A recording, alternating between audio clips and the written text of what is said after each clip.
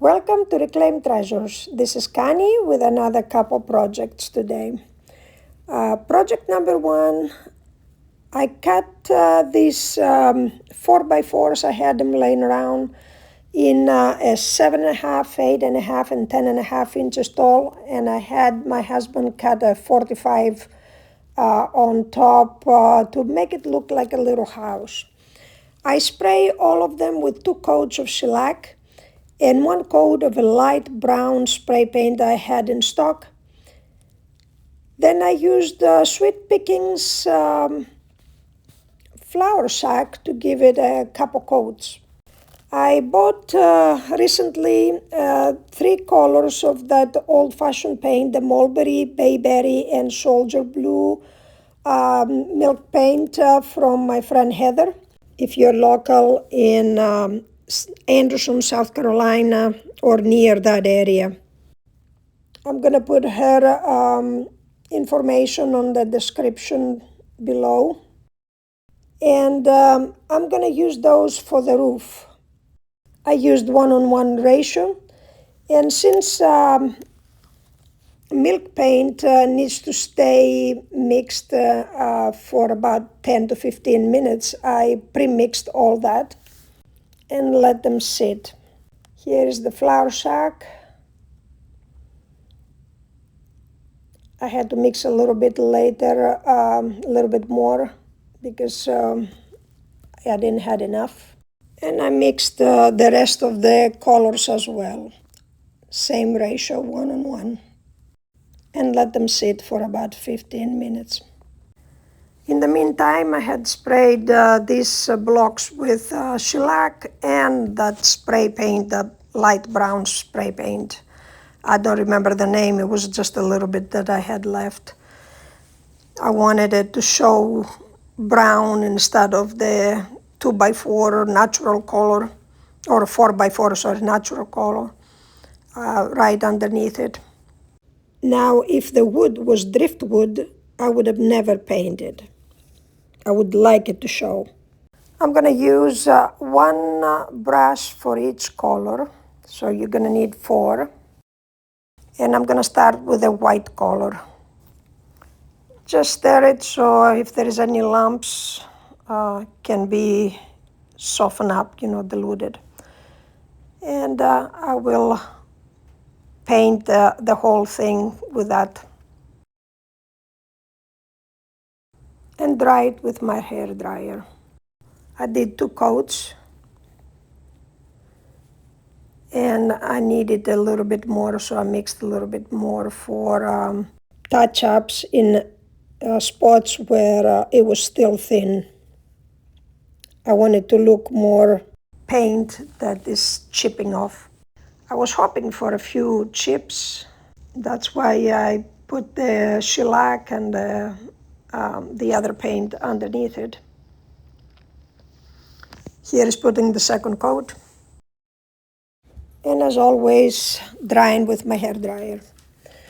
Now, stirring again the colors for the roof. I got a few nice crackle, not much chipping, but soon after, once I take it out to sand it, I don't know what happened, and I had a lot of chipping after that.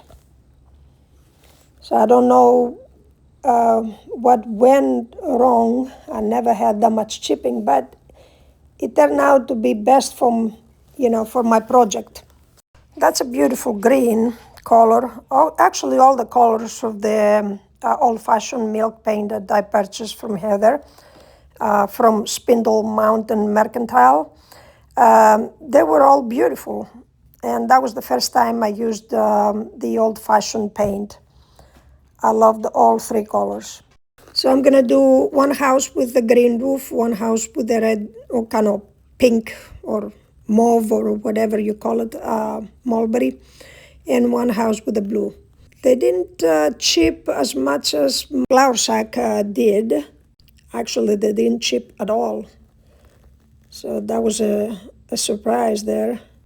So I was wondering what happened to my flour sack, and it chipped that much. I never had that. And that's an older bag that I'm still working through. I don't know what happened, and I had that much chipping. I was thinking maybe it had been the spray paint that I had underneath it, but it would have affected all four colors, I would think. So if you all know something more than I do, please let me know in the comments below. I'm not a milk paint expert. I have used it quite a few times, but I never had that happen before. And I dried again everything with a hair dryer. So this is how they look after 2 coats of paint. I see now that the paint starts chipping. It's falling off the blocks. And the more I was rubbing, the more would come off.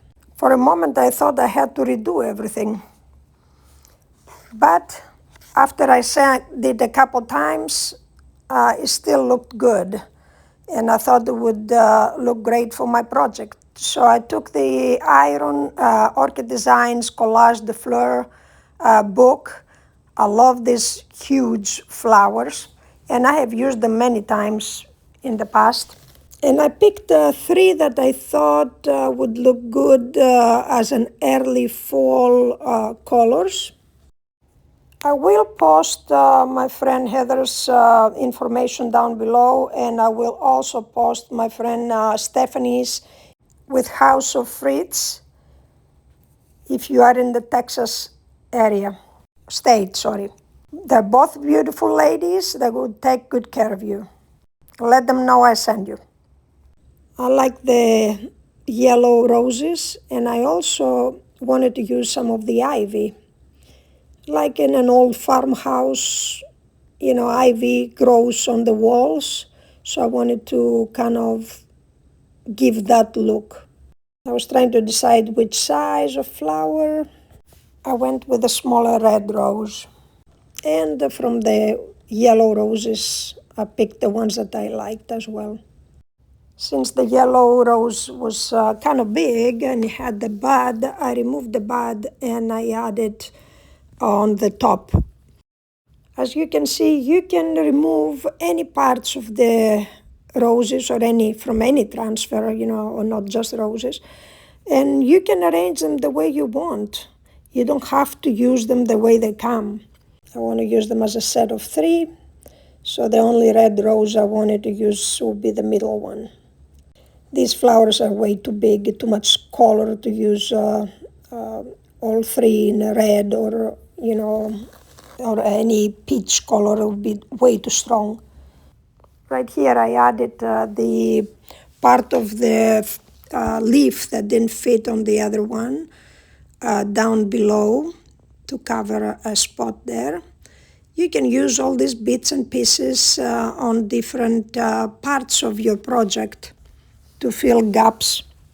I haven't attached the side because I wanted to see to get to the corner and make sure the corner will be transferring correctly. And now I'm laying it down and rubbing towards that corner. With chippy paint, you have to be careful not to lift the paint. But I spray paint with another coat of shellac. I didn't want it the paint to chip anymore. Now, if it was just crackling, I wouldn't done that because normally the transfers they stick well on the crackle. But this was way too much chipping, so I didn't want to chance it. So here I am adding that little bud that I cut from the other side of the rose. And from now on I'm going to be working on the ivy the way I want it going up the walls. And I even had a few parts going a little bit on the roof. I like it to look more realistic kind of thing. And it's all repetitive, just rub and peel, grab one corner and lift the vellum and, keep rubbing until all of it is laid down on your project. Transfers are really a good way to upgrade something, make it look prettier, make it, look great in your home. Very easy to do. It takes a little time, but there's nothing difficult about it. Here I'm adding smaller flowers because as ivy grows, the leaves are younger and therefore much smaller. And here I'm gonna be cutting that. It's a big branch, so I'm gonna be cutting and pasting the way I want it. Like I mentioned before, you can cut and trim whatever parts you don't like. Like here it had too many roots or, kind of branches, so I wanted to take out some.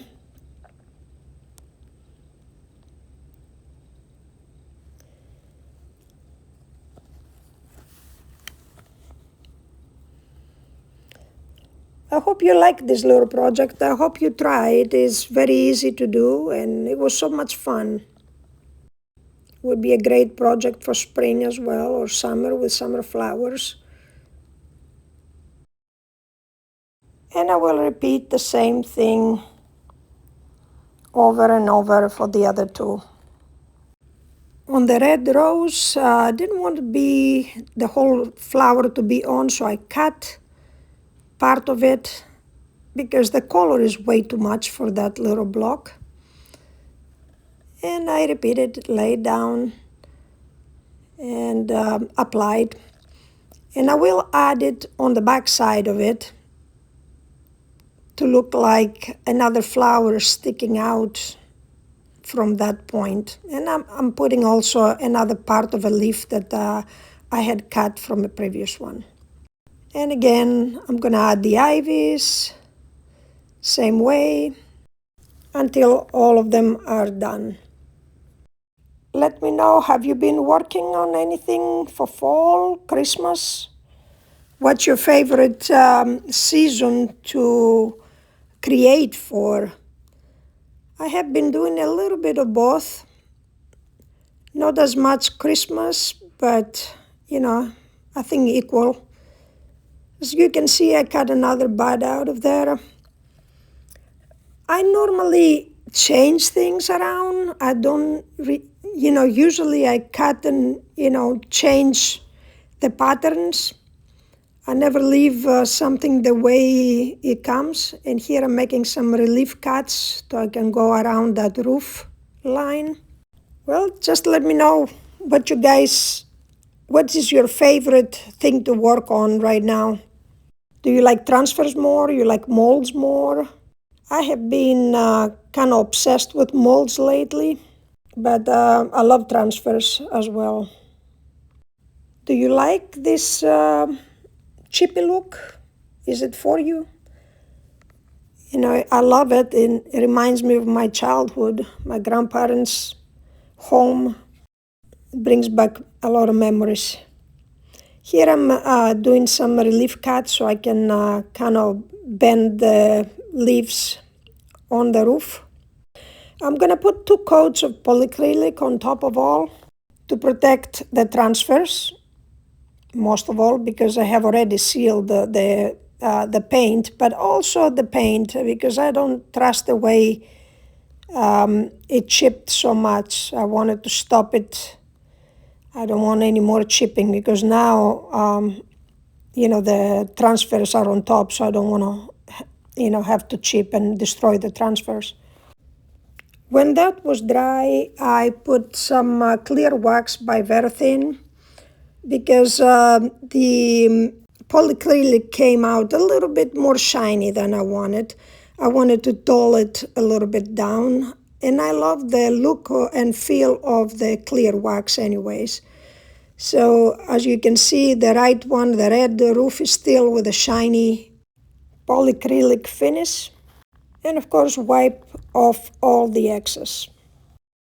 And here is how they look. I hope you like this project. It was a very easy project, just frustrated me with the chipped finish a little bit, but it ended up looking really good. What you guys think about it? Let me know in the comments below.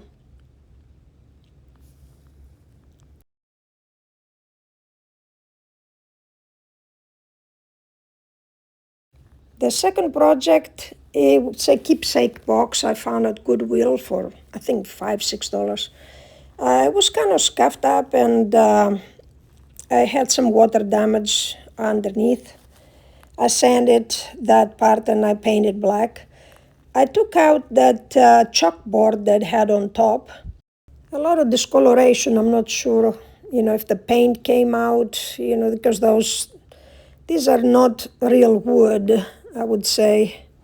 And that chalk paint board on top I didn't like, so I'm going to use this mold on it.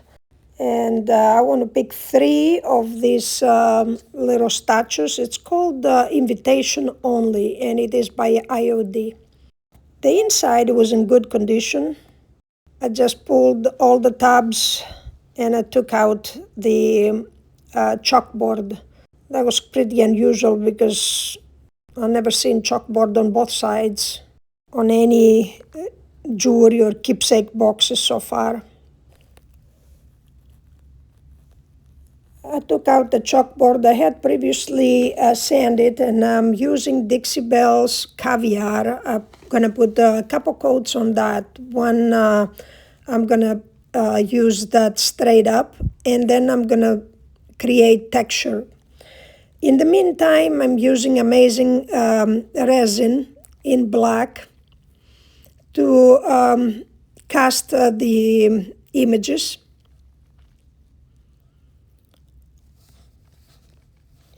You use equal parts of A and B. Each bottle is marked as A or B, and stir for 20-30 seconds and then pour. It takes about 10-12 minutes for it to set. I didn't know what I was going to do on the inside, so I only casted 3 of these creatures. I used the fox, the cat, and the deer. I'm scuff sanding the backside, and I clean it, wipe everything out. And this is the same chalk paint, the black Caviar. I do sell Dixie Belle in my booth in Greenwood, South Carolina. If you need any, just let me know. And I'm kind of testing how they're gonna look, or where I should put each one. I wanted the deer in the middle. So I'm now using Dixie Belle's gilding wax in gold. That's my favorite gilding wax. And I barely touch the casting, so I can only hit the high points of it. It gives it like a second or third dimension, you can say. And I'm not going to do anything else to them. To tell you the truth, this mold was not my favorite, but after I casted these images and put them on, I really fell in love with it. You can do so much with them.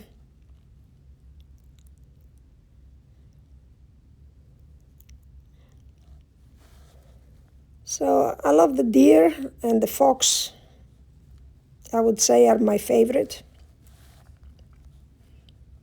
Oh, the cat is cute too.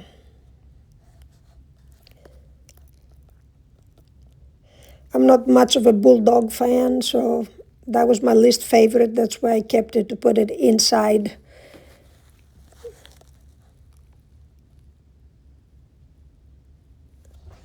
And that's how I want them to look. So now that the first coat is dry, I'm going to pounce the paint on the second coat, and I want to create a little texture, not much, just enough to look like it has some interest besides being just flat. So I'm laying it pretty thick, and I'm pouncing straight down to create different peaks. I want it to look more like, crushed velvet look. For a while I was thinking to put the real velvet, but I didn't know how the creatures that are going to be glued on it. I was not sure if they might fall off later. So I decided to recreate it with paint. And I dried with my hair dryer. I did 2 coats of that. I wanted to look more rich on both sides. I took my sanding sponge and I just knocked the high peaks out, whatever was loose paint or beads from the paint. I put the fox there just to see how it's going to look against that background. And I'm doing the back side as well. I'm measuring from every direction. Mostly I wanted them to be on the bottom at the same spot, and left and right.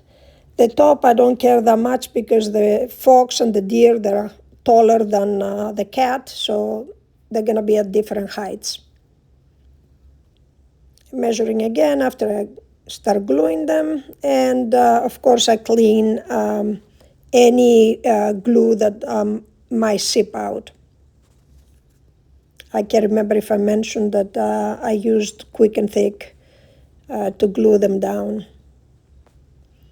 And I will use some weight to hold them until they are completely dry. And here they are all together. The next day I decided to paint those spots on the front. I tried different oils and nothing worked. And stains. So I'm decided to paint the strong, bleached out spots with a mixture of Caviar by Dixie Belle and Java by Folk Art. So I mix them together and I do a little touch up. And I use them like you would use stain, put a few lines there, like, want to pretend to be a wood grain there. These are all engineered wood, so they don't have any grain. When I was done, I took some felt I had thrifted before. I cut it to size. I put my Eileen's spray adhesive down. That thing is smelly.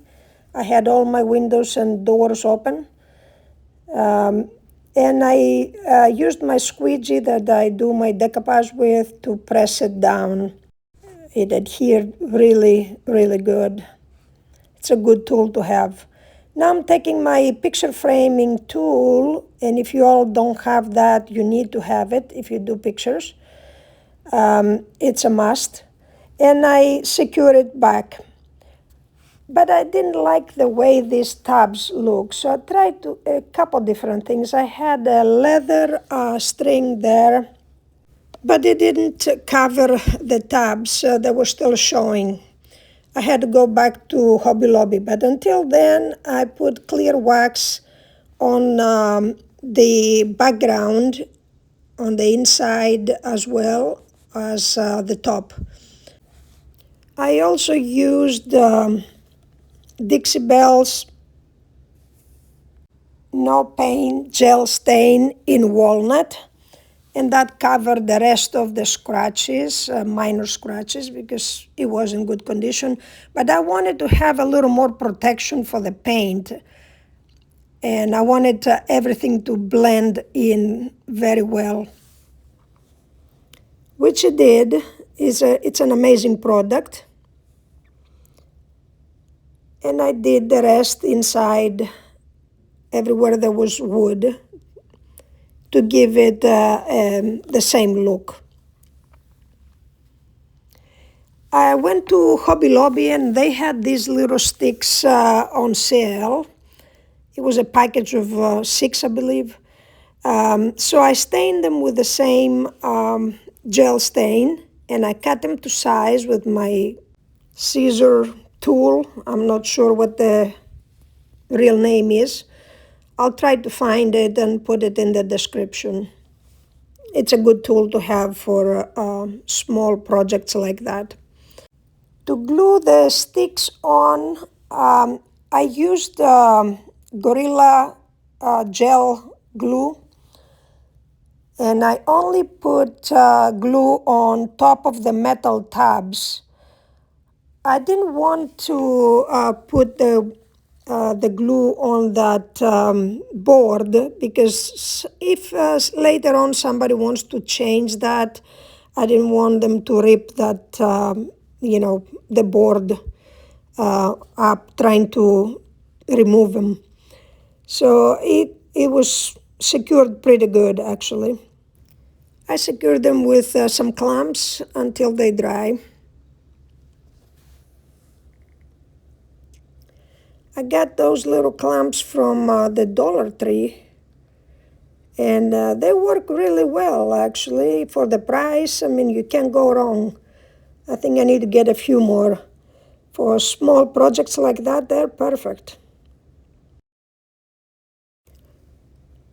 Not bad for a $5 item, right? With a little bit of care, it looks like $1,000,000. You can transform anything you want with these molds or a little paint.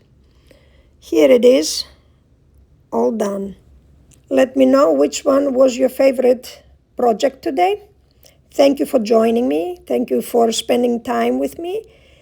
And please like, subscribe if you haven't, and share with your friends. Help my little channel grow. Thank you again for spending time with me. And until next time, have a wonderful day. And I'll talk to you soon. Bye-bye.